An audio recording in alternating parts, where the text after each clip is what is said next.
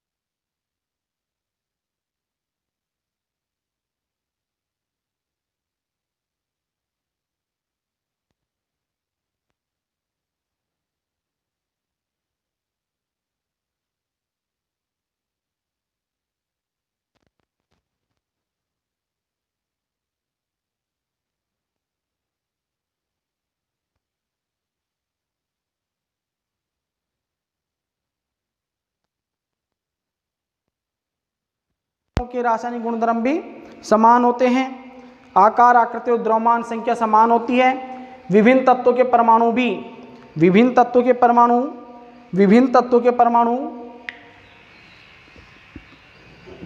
विभिन्न तत्वों में उपस्थित परमाणु भी भिन्न भिन्न होते हैं और इनके रासायनिक गुणधर्म भी भिन्न होते हैं। दो परमाणु आपस में संयोग करके अणु बनाते हैं। परमाणु पदार्थ का वह सूक्ष्म कण है जो रासायनिक अभिक्रिया में भाग तो लेता है, लेकिन उनका प्रकृति में स्वतंत्र अस्तित्व भी हो भी सकता है और नहीं भी हो सकता है, ठीक है भाई। जबकि अणु है उसका प्रकृति में स्वतंत्र अस्तित्व होता है। समझ लो इसे। परमाणु का डाल्टन का परमाणुवाद का सिद्धांत 1808 में सर डाल्टन ने दिया था इसे। सर जॉन डाल्टन, इनका पूरा नाम है sir John Dalton. Sir John Dalton ने दिया था। उन्होंने क्या कहा इस सिद्धांत में? उन्होंने कहा भाई प्रकृति में पाए जाने वाला वह सूक्ष्म कण सूक्ष्म से सूक्ष्म कण जिसका विभाजन संभव नहीं है, जिसका विभाजन संभव नहीं है, क्या कहलाता भाई? परमाणु कहलाता है। परमाणु कहलाता है। ये आपको मैं पहले भी इसी लेसन में जनरल केमिस्ट्री जब मैंने आपको पढ़ाई वहाँ पर मैं पढ़ा चुका हूँ आपको। डाल्टन का परमाणुवाद के सिद्धांत, उन्होंने कहा कि परमाणु में जब मैंने आपको पढ़ाया तो उन्होंने कहा कि प्रकृति में पाए जाने वाला वह सूक्ष्म से सूक्ष्म कण जिसका विभाजन संभव नहीं है परमाणु कहलाता है, अर्थात अविभाज्य कण क्या कहलाता है भाई? परमाणु कहलाता है। अविभाज्य कण क्या कहलाता है भाई? परमाणु कहलाता है, परमाणु कहलाता है। और इन्होंने सन 1808 में कुछ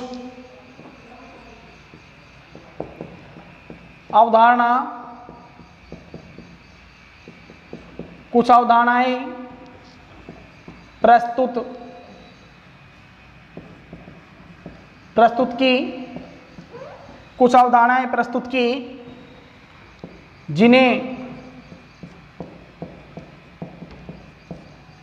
परमाणुवाद, कुछ अवधारणाएं प्रस्तुत की जिन्हें परमाणुवाद का सिद्धांत कहते हैं, जिन्हें परमाणुवाद का सिद्धांत कहते हैं। इस सिद्धांत के मुख्य बिंदु देखो भाई, कुछ मुख्य बिंदु क्या क्या हैं? पदार्थ, पहला मुख्य बिंदु पदार्थ, सूक्ष्म कण से पदार्थ सूक्ष्म कणों से मिलकर बनता है, जिसे परमाणु कहते हैं। क्या कहते हैं भाई? परमाणु कहते हैं। दूसरा क्या है भाई? एक ही तत्वों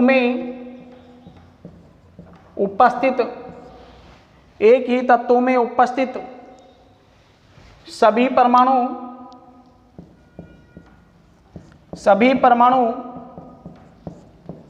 समान होते हैं। सभी परमाणु समान होते हैं भाई। जैसे आपके पास में तत्व हाइड्रोजन है, समझ लो इसे। डेफिनेशन मुख्य बिंदु के साथ साथ आपको प्रत्येक बिंदु क्लियर कर देता हूं। देखो उन्होंने क्या कहा है कि एक ही तत्व में उपस्थित सभी परमाणु समान होते हैं। जैसे आपके पास में हाइड्रोजन है, यह हाइड्रोजन तत्व है, यह हाइड्रोजन तत्व आपकी आवर्त सारणी में उपस्थित है। हाइड्रोजन तत्व में सभी परमाणु किसके होंगे भाई? हाइड्रोजन के होंगे। सभी परमाणु किसके होंगे भाई? हाइड्रोजन के ही होंगे। यहाँ पर यह नहीं होगा कि हाइड्रोजन में हीलियम का परमाणु हो सकता है, नहीं। यानी एक ही तत्व में उपस्थित सभी परमाणु क्या रहेंगे भाई? समान रहेंगे। और इनके आकार, आकृति और द्रव्यमान संख्या भी समान होंगी, यानी रासायनिक गुण भी समान होंगे इनके। देखो जैसे हीलियम तत्व है, हीलियम तत्व में सभी परमाणु किसके होंगे भाई? हीलियम के होंगे। किसके होंगे भाई? हीलियम के होंगे। यानी आवर्त सारणी में आपके 118 तत्वों में उपस्थित सभी परमाणु उसी तत्व के होंगे जो तत्व उपस्थित है। जैसे हम बात करते हैं हाइड्रोजन की, तो हाइड्रोजन तत्व में सभी परमाणु किसके होंगे भाई? हाइड्रोजन के होंगे। हीलियम में सभी परमाणु हीलियम के होंगे। सोडियम में सभी परमाणु किसके होंगे भाई? सोडियम के होंगे। सभी परमाणु किसके होंगे भाई? सोडियम के होंगे। और मैग्नीशियम में भी मैग्नीशियम तत्व में उपस्थित सभी परमाणु किसके होंगे भाई? मैग्नीशियम के होंगे। इसी तरह ऑक्सीजन में उपस्थित सभी परमाणु किसके होंगे भाई? ऑक्सीजन के होंगे। समझ आया आपको? यानी एक ही तत्व में उपस्थित सभी परमाणु समान होते हैं, अर्थात ये रासायनिक गुण में समान होंगे, अर्थात इनका रासायनिक गुण भी समान होंगे। जैसे आकार, आकृति और द्रव्यमान संख्या समान होंगी इनकी। आगे बात सुनिए आपको, ठीक है?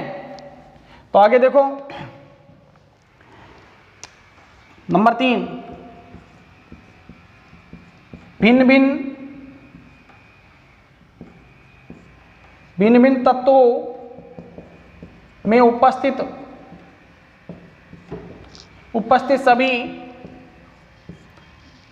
भिन्न तत्वों में उपस्थित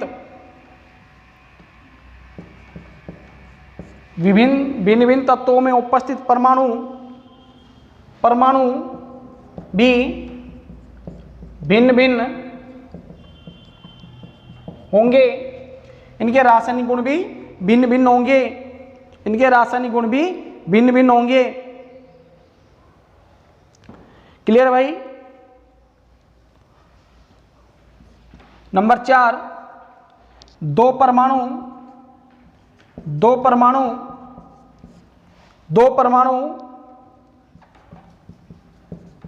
आपस में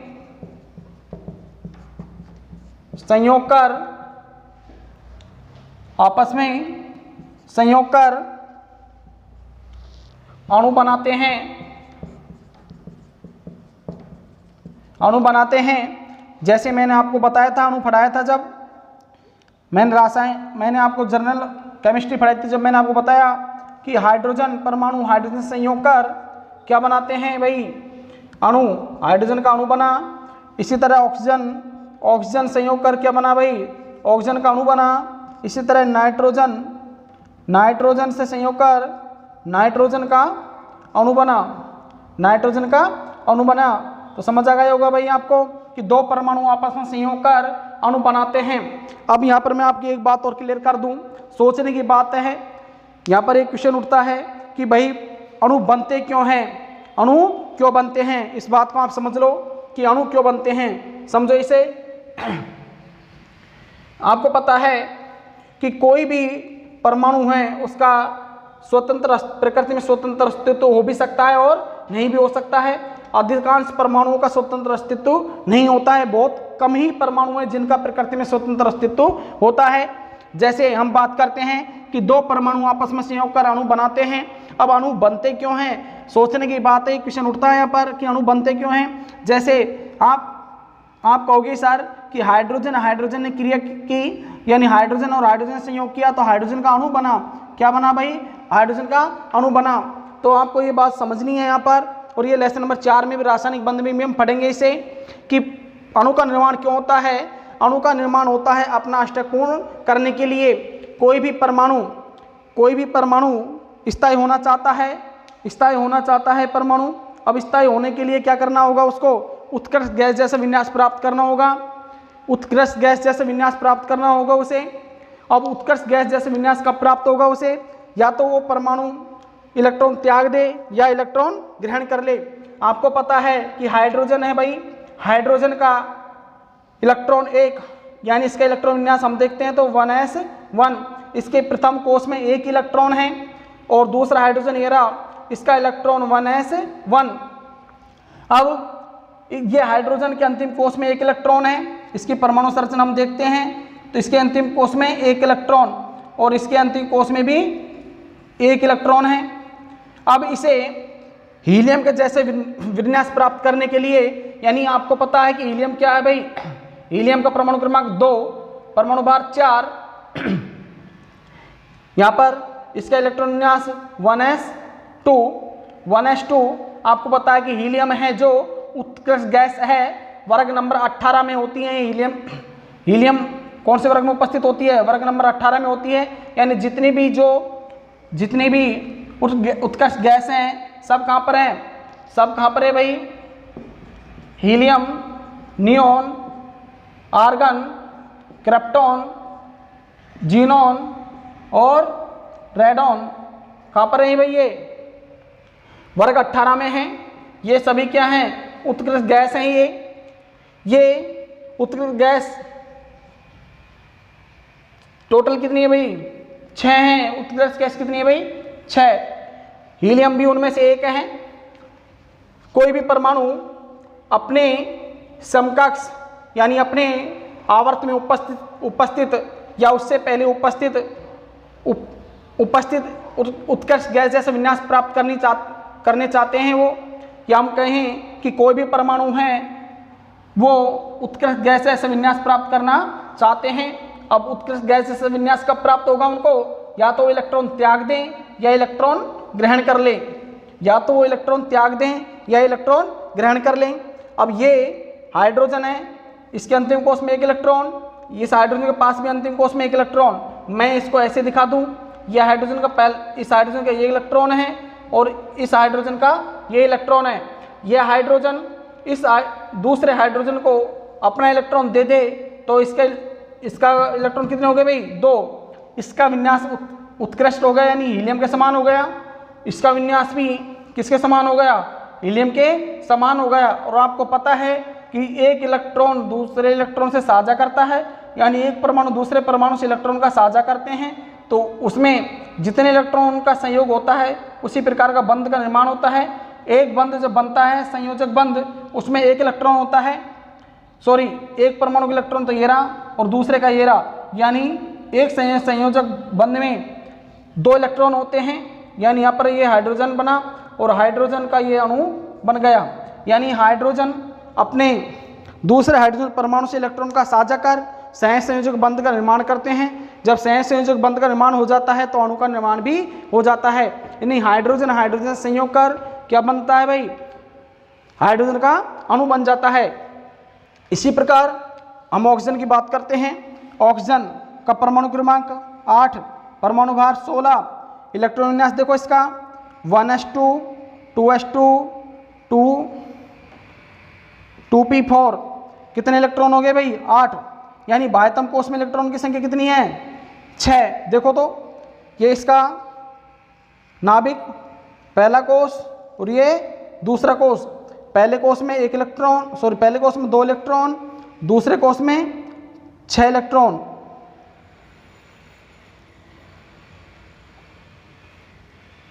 ये 6 हो गए।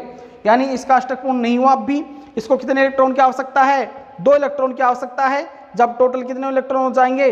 8 इलेक्ट्रॉन हो जाएंगे। हम देखते हैं इधर देखो, ये ऑक्सीजन, एक ऑक्सीजन ये रहा और ये ऑक्सीजन, एक ऑक्सीजन हो रहा, यानी ऑक्सीजन ऑक्सीजन संयोग करेगा तो क्या बना भाई? ऑक्सीजन का अणु बना। अब ये अणु कैसे बना? इधर देखो, ये ऑक्सीजन है, इसका 6 इलेक्ट्रॉन, ये 6 इलेक्ट्रॉन रहे, इस ऑक्सीजन के भी 6 इलेक्ट्रॉन।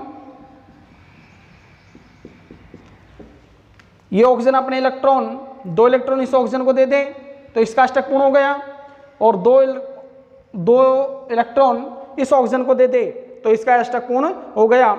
यानी ऑक्सीजन ऑक्सीजन के मध्य क्या बना? डबल बॉन्ड बना। ऑक्सीजन ऑक्सीजन के मध्य क्या बना भाई? डबल बॉन्ड बना।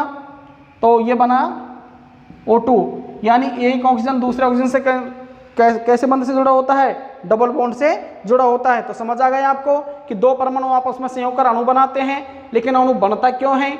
अणु बनता है इलेक्ट्रॉन का साझा करने से, यानी अष्टक पूर्ण करने के लिए, उस गैस जैसे विन्यास प्राप्त करने के लिए। हाइड्रोजन हाइड्रोजन से संयोग करेगा तो हाइड्रोजन का अणु बनेगा, ऑक्सीजन ऑक्सीजन से संयोग करेगा तो ऑक्सीजन का अणु बनेगा, और नाइट्रोजन नाइट्रोजन से संयोग करेगा तो नाइट्रोजन का योग का अणु बनेगा, नाइट्रोजन का अणु बनेगा। ठीक है भाई, समझ आ गया आपको? ठीक है, तो आगे देखो।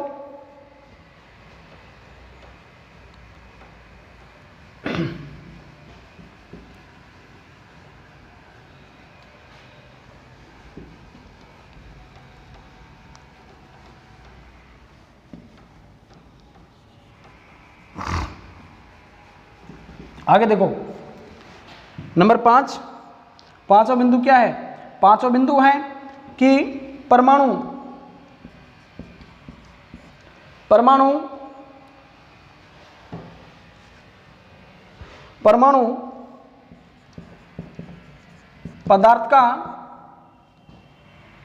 पदार्थ का वह सूक्ष्म कण है जो रासायनिक अभिक्रिया में भाग लेता है, रासायनिक अभिक्रिया में भाग लेता है, लेकिन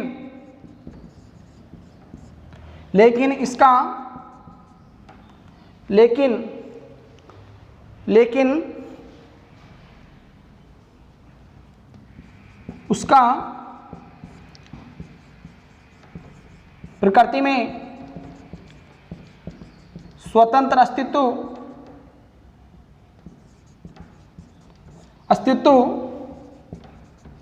हो सकता है, या नहीं भी हो सकता है।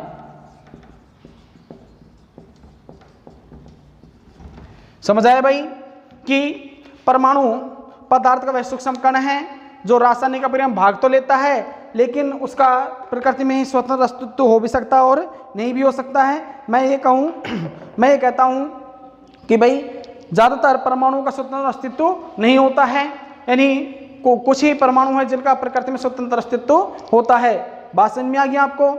ठीक है। लेकिन नंबर 6 छठा जो बिंदु ये है कि अणु का प्रकृति में स्वतंत्र अस्तित्व होता है। ठीक है। अब डाल्टन का परमाणुवाद का सिद्धांत के मुख्य बिंदु क्या क्या हैं? भाई पदार्थ सूक्ष्म कणों से मिलकर बनता है जिन्हें हम परमाणु कहते हैं, यानी प्रकृति में पाए जाने वाले वह सूक्ष्म से सूक्ष्म कण जिसका विभाजन संभव नहीं है, यानी अविभाज्य कण क्या कहलाता है भाई? परमाणु कहलाता है। एक ही तत्व में उपस्थित सभी परमाणु समान होते हैं, अर्थात ये रासायनिक गुणों में भी समान होंगे, आकार आकृति और द्रव्यमान संख्या भी समान होती है। समान होती है। ठीक है। विभिन्न तत्वों में उपस्थित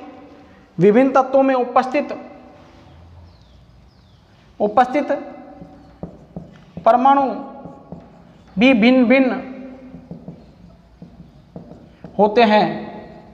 समझ आ गया आपको? ठीक है। दो परमाणु आपस में संयोग कर अणु बनाते हैं, यह आपको समझा चुका हूं कि दो परमाणु आपस में संयोग कर अणु क्यों बनाते हैं। ठीक है भाई। परमाणु पदार्थ का वह सूक्ष्म कण है जो रासायनिक अभिक्रिया में भाग लेता है, लेकिन उसका प्रकृति में स्वतंत्र अस्तित्व हो भी सकता है और नहीं भी हो सकता है। आगे बात समझ में? ठीक है। आगे देखो, अणु का प्रकृति में स्वतंत्र अस्तित्व होता है। अणु का प्रकृति में स्वतंत्र अस्तित्व होता है जो रासायनिक अभिक्रिया में भाग लेता है या तत्वों में उपस्थित परमाणु रासायनिक संयोग कर यौगिक बनाते हैं। यौगिक बनते समय तत्वों के परमाणु का द्रव्यमान सरल अनुपात में गुणित अनुपात में होता है। परमाणु को न तो नष्ट किया जा सकता है और न ही उत्पन्न किया जा सकता है, जो द्रव्यमान संरक्षण नियम की पुष्टि करता है। आगे बात समझ में आपको? परमाणु को न तो नष्ट किया जा सकता है और न ही उत्पन्न किया जा सकता है। आगे पढ़ेंगे हम अगले वीडियो में डाल्टन के परमाणुवाद की कमियां। धन्यवाद भाई।